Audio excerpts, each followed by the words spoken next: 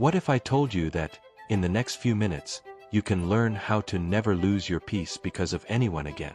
It doesn't matter whether it's in traffic, at work, at home, or on social media.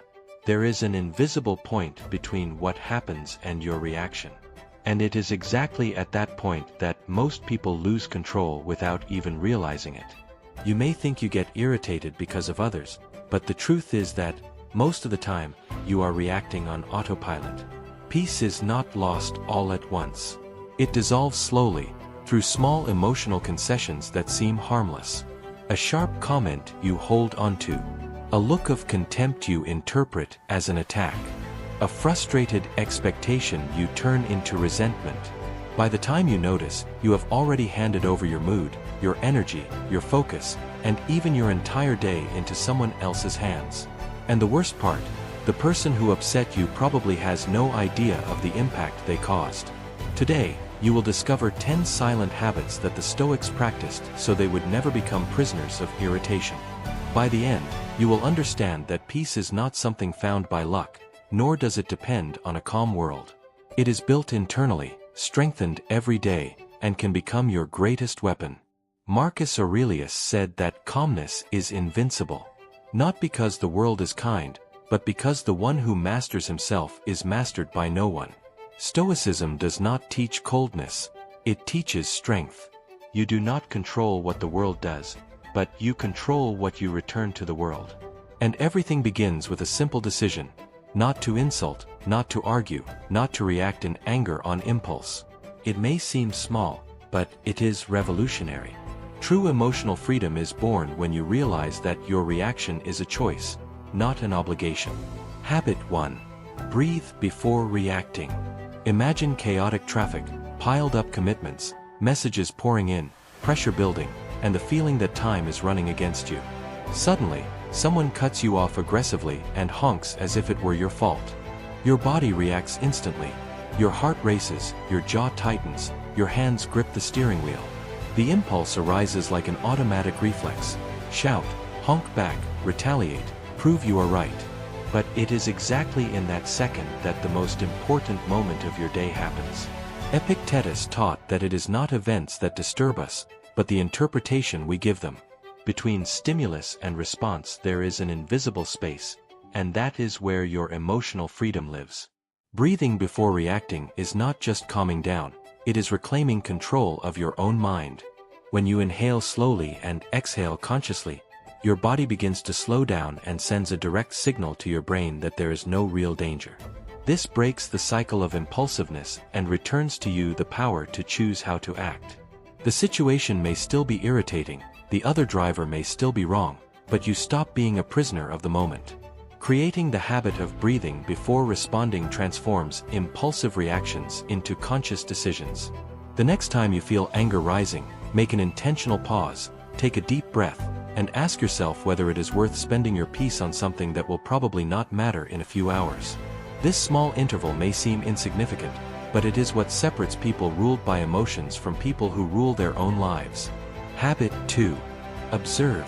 Do not absorb. Think about the last time someone made an unpleasant comment about you. Maybe it was criticism at work, sarcasm within your family, or a negative opinion on social media. In the moment, it may have seemed small, but hours later it was still echoing in your mind. You replayed the scene, imagined better responses, felt the irritation again. What truly affected you was not just the words spoken, but the space you allowed them to occupy inside you. Epictetus taught that it is not what happens that wounds us, but the judgment we make about what happened. When you absorb everything you hear, you turn your mind into a storage unit for other people's opinions. Observing, on the other hand, is different. It is listening as someone who analyzes, not as someone who gets contaminated. Imagine each word as a letter delivered to your door. You can open it, read it, and keep it. Or you can decide it is not worth receiving. Not every criticism is constructive. Not every opinion deserves residence in your conscience. Creating this habit requires practice, because the ego always wants to react, defend itself, prove its worth. But when you learn to observe without absorbing, something powerful happens. You begin to realize that many offenses say more about the speaker than about the listener. Emotional maturity lies in filtering. Ask yourself, is this useful? Does this help me grow? If the answer is no, let it pass. Like clouds in the sky, words come and go. They only remain if you hold onto them. And when you choose not to hold on, your mind stays light, protected, and free from negativity that does not belong to you. Habit 3. Do not engage in useless disputes. Many arguments begin almost imperceptibly. A comment different from yours. A contrary opinion. A tone you interpret as provocation. In seconds, what was just a conversation turns into a silent dispute for being right, for superiority, or for validation. The ego steps in and whispers that you need to respond, need to win, need to prove you are right. And at that point, most people lose energy, time, and peace. Marcus Aurelius advised avoiding futile disputes because they divert the soul from what truly matters. Not every disagreement requires confrontation. Not every provocation deserves a stage. Ask yourself honestly, if I win this argument, what do I really gain? True respect or just the temporary feeling of being right? Often, the price of winning is too high. Emotional exhaustion, tension in the air, strained relationships.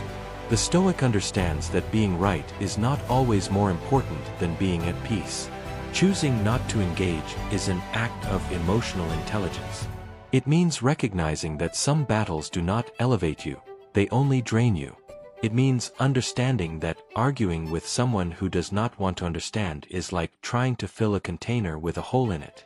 You can speak louder, argue better, present facts, but if the other person is closed off, nothing changes. Creating the habit of not entering useless disputes requires self-control and awareness. Sometimes the most powerful response is silence. Other times, it is a simple, neutral sentence that ends the matter without feeding the conflict. When you learn to choose your battles, you preserve energy for what truly matters.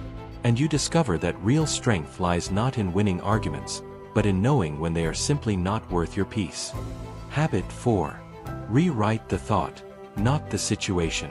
Often, you do not suffer because of what happened, but because of the story you create about what happened.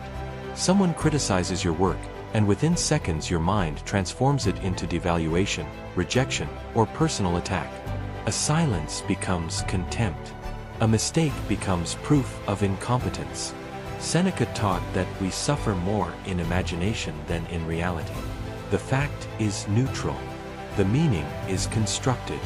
And that is exactly where your power lies. You cannot go back in time and change what was said, but you can choose how to interpret it. Instead of thinking, they are belittling me, you can ask, is there something here I can improve?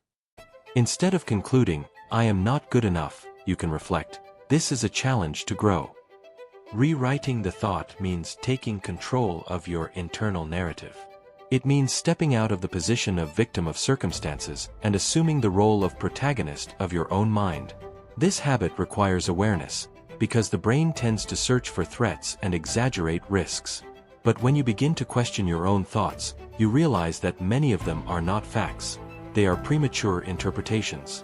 Ask yourself, is there another way to see this? Does this situation really define who I am? Often, the pain diminishes the moment you change the lens through which you are looking. The situation may remain the same, but your posture changes completely. And when your posture changes, the experience changes as well. Rewriting the thought is not self-deception. It is choosing a stronger, more mature, and more strategic perspective. It is turning criticism into learning, mistakes into experience, and challenges into growth. Those who master this skill do not eliminate life's problems, but they stop being dominated by them. Habit 5. Do not expect others to act as you would. Much irritation is born from a silent expectation that is almost never verbalized. You do something with dedication, offer respect, keep your word, show loyalty. Deep down, you expect the other person to reciprocate in the same measure. When that does not happen, frustration arises. A sense of injustice, disappointment, of being undervalued appears. But Marcus Aurelius taught something liberating. Expect people to act according to who they are, not according to who you would like them to be. Each individual acts according to their level of awareness, their values, experiences, and limitations. Expecting everyone to have the same emotional standard as you is preparing yourself for constant disappointment. This does not mean accepting disrespect, but it does mean understanding reality as it is. When you realize that others can only offer what they possess internally, you stop being negatively surprised. You continue to be upright, continue doing what you believe is right, but you do not condition your peace on someone else's response. This habit brings emotional maturity because it breaks the illusion of controlling others' behavior. Ask yourself, am I irritated by what happened or by the expectation I created? Often, the pain is not in the other person's action, but in the gap between what you expected and what actually occurred. By adjusting your expectations to reality, you drastically reduce unnecessary suffering. You do your part with excellence, but you understand that the other person's harvest does not depend on you. And that understanding brings lightness, autonomy, and a peace that does not fluctuate according to others' behavior. Habit 6. Turn adversity into training. Most people see difficulties as unwanted interruptions on the path to happiness. A problem arises, and immediately the question comes, why is this happening to me? Stoicism proposes a powerful reversal. What if this is happening to strengthen you? Every obstacle carries a hidden opportunity for growth. A criticism can train your patience. A loss can develop your resilience. A failure can refine your strategy. Marcus Aurelius reminded himself that the impediment to action advances action, that the obstacle becomes the way. This means difficulty is not a deviation from the route, it is part of building your character. When you begin to see challenges as emotional exercises, your posture changes completely. Instead of complaining, you observe. Instead of despairing, you learn. Adversity becomes a gym for the mind, where each uncomfortable situation strengthens your discipline, clarity, and self-control. Ask yourself when facing a problem, which virtue is this situation inviting me to develop? Courage, patience, self-mastery, wisdom. By asking this question, you take an active stance toward life. You stop being someone who suffers from events and become someone who grows because of them. This does not eliminate immediate pain, but it transforms the meaning of the experience. And when the meaning changes, the weight decreases. Over time, you begin to realize that the most difficult moments were precisely those that shaped your inner strength. Adversity stops being an enemy and becomes an instructor. And those who learn to train on hard days build a stability that does not depend on easy ones. Habit 7.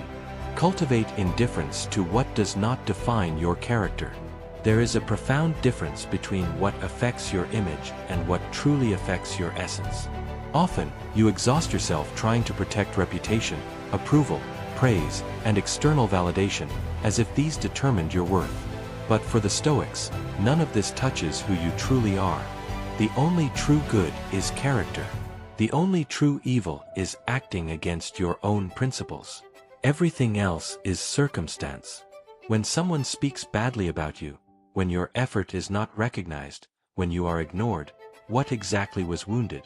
Your character or your vanity? That question changes everything. Cultivating indifference does not mean coldness or apathy, it means having a hierarchy of values. It means understanding that other people's opinions do not alter your integrity, that criticism does not erase your virtues, and that praise does not increase your essence. If you depend on applause to feel strong, you will also become vulnerable to criticism. But when you decide that your reference point is internal, not external, you gain powerful freedom. You begin to act correctly because it aligns with your principles, not because you are being watched. And when something external happens, you filter it. Does this affect my character? If it does not deserve to dominate my mind. This habit builds rare emotional stability because your peace stops being a hostage to the environment. You understand that losing status is not losing value, that being criticized is not being diminished, and that being ignored is not being invisible to yourself. True strength is born when your identity is anchored in virtues, not applause. And those who live this way become practically unshakable in the face of the world's opinions. Habit 8. Practice visualizing the worst-case scenario.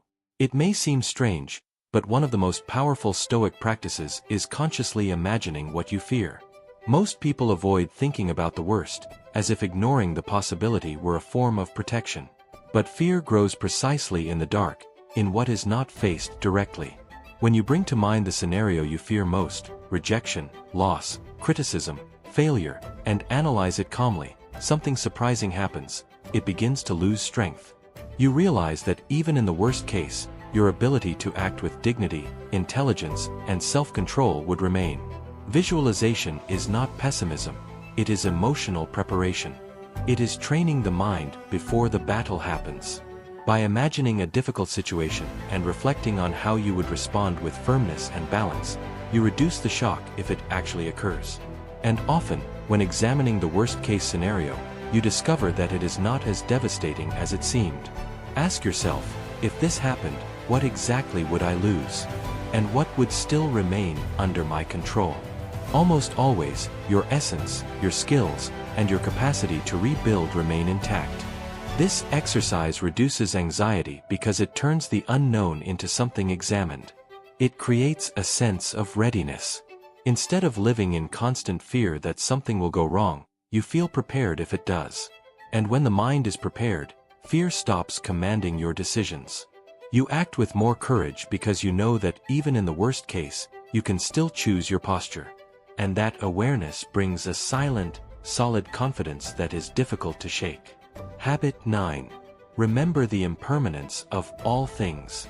There is a truth many avoid facing, but when deeply understood, it becomes liberating. Everything passes.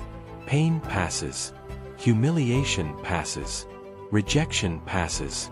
Success also passes. Praise passes. Nothing remains fixed in time. Marcus Aurelius constantly reflected on the transience of life as a way to keep his mind balanced. When something negative happens, we tend to feel as if it is definitive, as if that situation will define us forever. But it will not. Just as intense storms give way to clear skies, difficult moments also dissolve over time. By remembering impermanence, you reduce the emotional weight of the present. What seems unbearable today will, in a few months, be only a distant memory. And what seems glorious today may not hold the same importance tomorrow. This thought does not generate indifference to life, it generates perspective. It prevents you from despairing in bad moments and from becoming excessively attached in good ones. Ask yourself, will this still matter in 5 years? Most of the time, the answer is no. And that answer brings immediate calm. Understanding that everything is temporary helps you react with more balance because you realize it makes no sense to lose your peace over something temporary. Impermanence also awakens gratitude, reminding you that opportunities and people around you will not be there forever. Thus, you learn to value the present without desperately clinging to it. Those who internalize this habit develop deep serenity because they know no phase is eternal. And that awareness brings maturity, lightness, and emotional stability that does not fluctuate with every change in life. Habit 10. End the day by holding yourself accountable. Before going to sleep, there is a quiet moment that almost no one takes advantage of, the instant when you can look at your own day with honesty. Seneca recommended a daily review of one's actions, not to feel guilty, but to evolve. Ask yourself, where did I act wisely? Where did I let emotion dominate me? What could I have done better? This habit creates awareness. And awareness is the foundation of any real transformation. When you review your day, you begin to notice patterns. You see which situations most provoke your irritation, which people most test your patience, which thoughts most drain your energy. Instead of repeating mistakes on autopilot, you begin to identify them clearly. And what is identified can be adjusted. This practice also strengthens your moral discipline because it creates an internal commitment. You understand that no one can deceive their own conscience. You may justify your actions to others, but before yourself, the truth always appears. By conducting this daily self-evaluation, you build continuous evolution. Small, but consistent. It is not about seeking perfection, but progress. Even if you failed at some point during the day, you acknowledge it, learn from it, and decide to act better at the next opportunity. This constant process of reflection shapes character over time and prepares your mind for greater challenges. And if you apply these habits daily, you will realize that you are building something rare: a strong, stable, and practically unshakable mind. In the next videos, you will discover even deeper strategies to master your emotions, strengthen your discipline, and develop a presence that commands respect without saying a word. Because this is only the beginning of a much greater transformation.